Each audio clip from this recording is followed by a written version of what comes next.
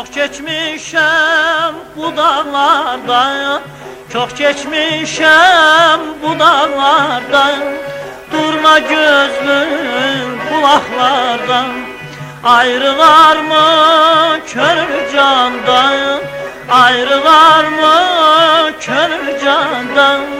Azerbaycan, Azerbaycan, yaşa yaşa Azerbaycan, ay anam Azerbaycan, ay anam Azerbaycan.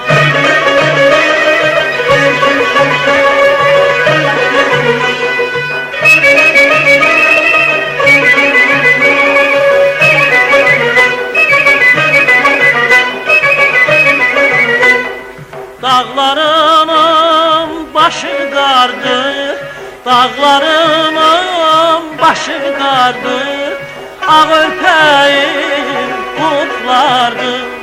Oğlum kızım bəxtiyardır, oğlum kızım bəxtiyardır. Azerbaycan, Azerbaycan, yaşa yaşa Azerbaycan, ay anam Azerbaycan, ay anam Azerbaycan.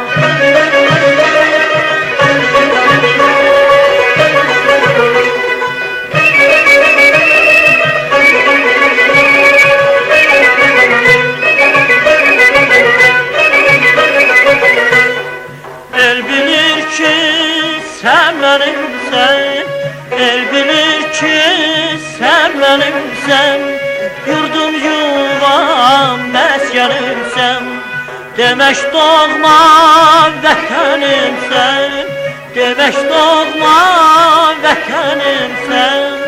Azerbaycan, Azerbaycan, yaşa yaşa Azerbaycan, ay anam Azerbaycan, ay anam Azerbaycan.